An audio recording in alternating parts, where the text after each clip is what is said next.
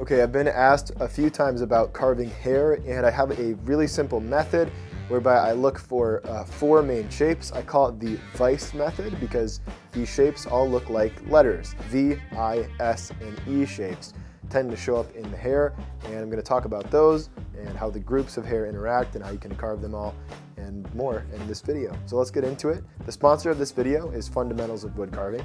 If you'd like to see in-depth instructional content on how I achieve realistic hair, including how I carve the realistic portrait, right? How I set up, the systems I use, the execution tools, sharpening, materials, all that stuff. The online school of carving, Fundamentals of Wood Carving, is a resource that I have been creating for the last 4 years and is probably one of the most sort of comprehensive places to get knowledge on carving portraits online. Check that out in the link below and you'll get some great information there, and it's really been such a helpful experience for me too, learning from other students. So check that out, and without further ado, let's get into this video. For real this time. Okay, so the first shape that I want to bring to your attention, of course, is the V shape in the V-I-S-E method. And the V shape is this, very visible actually right here. It's the intersection of 2 groupings of hairs as they separate. So as a grouping of hairs either separates or layers comes out from beneath one another, it creates a V shape. And you can see here there's one leg of the V, and here's another leg of the V, and there's a little dimple in between. And that is a very necessary shape. Now, V's can be upside down, you can have it sideways. See, in another instance, there's a little tiny kind of, if you want to call it a V, little line here, and then it comes down, right? This little shape here, that's a V. These V shapes show up all over. Wavier hair, sometimes in straight hair as well. Most straight hair really isn't that straight. So bearing that in mind, different types of hair have different concentrations of these shapes. Most straight hair has a lot of V shapes. Most wavy hair has the presence of V shapes. Really tight curls, there are some V shapes as well. Now, the I shapes, and the I as in vice, are typically little, I call them eyes, but they're little eyelets. They actually look more like eyeballs. And they're little exposed areas of material. Here's one I can show you right there. Okay, so the idea here, this is an eye. It's literally an almond shape. See, it's it's like a little indentation. Now this can be done with a small vein. In this case, this is a big piece of wood. This is a probably 3-inch thick by 14-inch wide by, I don't know, 3 feet wide piece of wood. And so we'll use a little bit larger of a tool. But say you're using a 6mm number 9, you can use this to create the eye here. And what this is when a grouping of hair opens up, separates kind of like a V, and then closes up all in the same way. And it gives a little exposure of a layer beneath the 2 layers above it.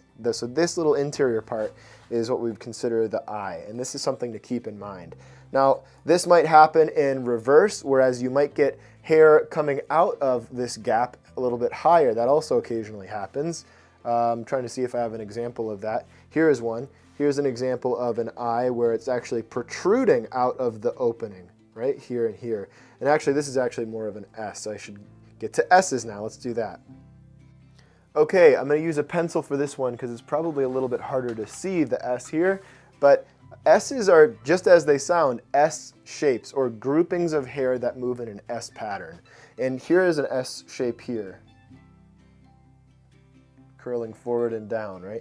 This is an S pattern. Let's see if I can turn the brightness down. You can see that line a little better. There it is.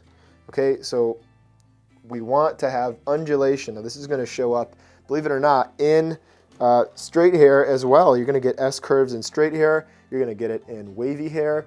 You might not get quite as many S's in curly hair. You're going to see a lot of E's, which we'll show you here in just a moment.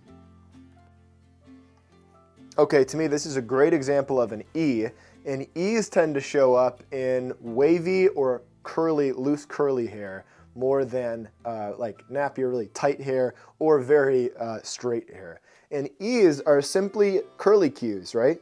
where lowercase e's tend to come in on themselves, right? So you've got the leg of the E up here, and it's turned on its side, but if we turned it the opposite way, right, of course it's backwards and upside down, but you can see how it's a lowercase e, it turns into itself and it creates a spiral.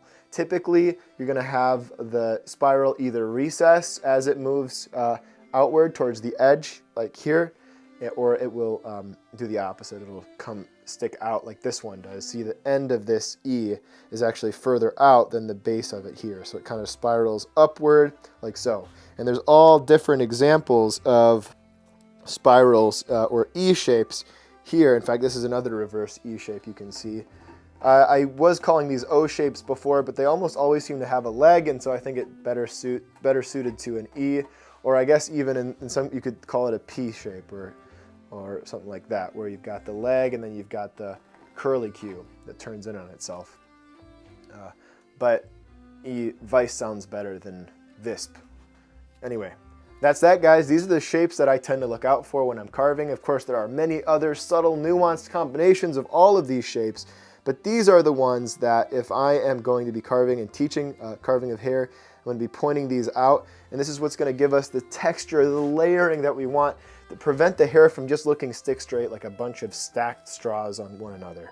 Right? These are the techniques. The V shapes create undulation, the in separation, revealing layers beneath, as do the I shapes. The S shapes ensure that you've got a nice flow or movement, which is natural, and even straighter hair. And the E shapes ensure that your curly hair has nice dimension, nice curl, and that they, that the hair has volume and represents different styles as well. So that's that, guys. Thank you for watching. And once again, if you want to learn more about carving hair and specifically the realistic human face, check out the link in the description below. And there's a lot of content there about it. So thanks again, guys.